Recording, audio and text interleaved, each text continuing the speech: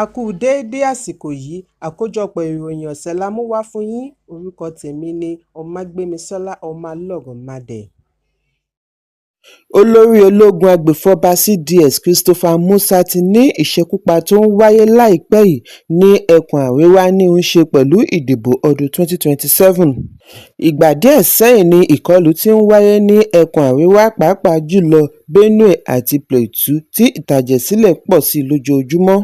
Ọjọ́ Ajé ni àwọn adàlúrú ṣekú pa ènìyàn tí ó fẹ́ẹ̀ tó 50 nínú ilé ìjọsìn mọ́ṣáláṣí ìlú Unguwa Mantau ní ìjọba ìbílẹ̀ Malumfashi ìpínlẹ̀ Katsina. Níbi ìfọ̀rọ̀wánilẹ́nuwò ní CDS ti ní bí ìṣòro ààbò ṣe ń lékún sí i ní ẹkùn àríwá kò ṣẹ̀yìn ètò ìdìbò ọdún 2027. Musa ṣàlàyé wípé àwọn olóṣèlú kan mọ̀ọ́mọ̀ kóná mọ́ rògbòdìyàn láti fi tàbùkù ìjọba tó wà lóde kí wọ́n má bàa ní àkọọ́lẹ̀ gidi lórí ààbò. Àwọn wọ̀nyí kò fẹ́ àlàáfíà nítorí bí àlàáfíà bá wà á jọ bí ìgbà tí ìjọba ń ṣiṣẹ́ dáadáa. Agbèfọ́ba ní ọdún tí ó kọjá ni àwọn ṣe àkọọ́lẹ̀ iye ìpànìyàn tí ó kéré jù, èyí ṣe tí wàá fi peléke sí i lọ́dún yìí. Àpẹẹrẹ fi ojú hàn wípé àwọn kan ń darí àwọn adàlúrú wọ̀nyí láti rí i dájú wípé kò sí àlàáfíà, ṣùgbọ́n kí ni wọ́n fẹ́ gbà nídìí ẹ̀? Àjọ alámòjútó ojú pópó FRSC ti fi ìkìlọ̀ léde lórí awakọ̀ àti èrò ọkọ̀ jákèjádò orílẹ̀-èdè lórí ewu tí ó wà nínú àpọ̀jù ẹrù tí wọ́n ń dì papọ̀ mọ́ èrò. Nínú àtẹ̀jáde lórí ẹ̀rọ abánidọ́rẹ̀ẹ́ X ní àjọ FRSC ti ṣe àfihàn àwòrán láti fi ṣe awakọ̀ èrò létí lórí ewu tí ìgbésẹ̀ yìí lè ní lórí ẹ̀mí àti dúkìá. FRSC ṣàlàyé wípé kíkó èrò papọ̀ mọ́ ẹrù rẹpẹtẹ ń ṣe àkóbá fún ènìyàn àti ọkọ̀ nítorí ó lè mú kí ó ṣòro fún awakọ̀ láti má ní agbára àti darí ọkọ̀ nígbà ìṣòro ìjánu ọkọ̀ tí ó lè mú ọkọ̀ yíwọ́ sí ibòmíràn. Èyí sì léwu fún àwọn ènìyàn tí wọ́n jókòó sí orí ọkọ̀ tàbí di ẹ̀yà ara ọkọ̀ mú. FRSC fìdí ẹ̀ múlẹ̀ wípé ọ̀pọ̀ ẹ̀mí ló ti sọnù látàrí àìbìkítà fún àpọ̀jù ẹrù. Ìdí nìyí tí gbogbo arìnrìn-àjò ṣe gbọ́dọ̀ dẹ̀yìn nínú ìgbésẹ̀ yìí. Wọ́n fi kún un wípé bí ènìyàn bá lo ọkọ̀ kọjá agbára rẹ̀, ó lè mú kí táyà ọkọ̀ bẹ́ tàbí pàdánù ìjánu.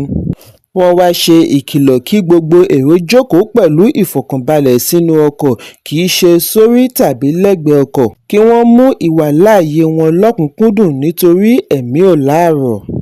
Ọba Rashidi Ládọjà yóò gba adé gẹ́gẹ́ bí Olúbàdàn 44 ilẹ̀ Ìbàdàn níbi ayẹyẹ tí wọ́n fi sí ọjọ́ Ẹtì ọjọ́ 16 oṣù kẹsàn-án ọdún 2025. Ìwádìí sọ di mímọ̀ wípé gómìnà ìpínlẹ̀ Ọ̀yọ́ onímọ̀-ẹ̀rọ Ṣèyí Mákindé ti bu ọwọ́ lu ìyànsípò Ládọjà. Àwọn aṣojú láti ọ̀dọ̀ ìjọba ìpínlẹ̀ ni a gbọ́ wípé wọ́n ní ìpàdé pẹ̀lú Ládọjà àti àwọn ìgbìmọ̀ afọbajẹ yòókù ní ilé Ládọjà ní Bódìjà. Amúgbálẹ́gbẹ̀ẹ́ Ládọjà Olóyè Adéọlá Olóko náà fìdí ìgbésẹ̀ yìí múlẹ̀ bí ó ti ní ọba Ládọjà yóò gba adé ní ìparí oṣù kẹsàn-án pẹ̀lú ayẹyẹ tí yóò wáyé ní Mapo Hall ní ìlú Ìbàdàn.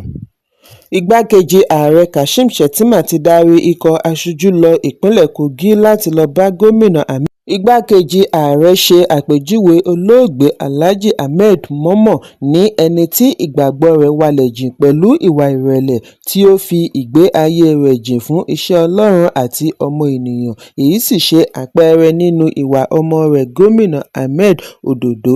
Gómìnà Ododo náà fèsì bí ó ti fi ìmoore rẹ̀ hàn fún igbákejì ààrẹ lórí bí ó ti tìkálára rẹ̀ wá ṣe àbẹ̀wò sí pẹ̀lú bí ọwọ́ rẹ̀ ṣe kún tó. Ó ní èyí ṣe àpẹẹrẹ ìṣọ̀kan rẹ̀ fún ẹbí rẹ̀ àti orílẹ̀-èdè lápapọ̀.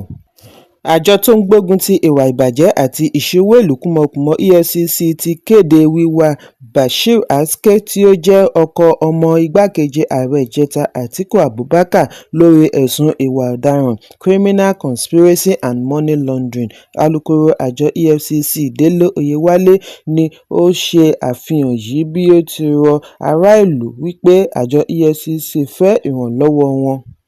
Àjọ yìí rawọ́ ẹ̀bẹ̀ sí ọmọ Nàìjíríà kí wọ́n ràn wọ́n lọ́wọ́ àti ṣe àwárí rẹ̀ nípa kíkàn sí èyíkéyìí nínú àwọn ẹ̀ka iléeṣẹ́ wọn jákèjádò orílẹ̀-èdè tàbí nípasẹ̀ ìlà ìbánisọ̀rọ̀ àti ímeèlì.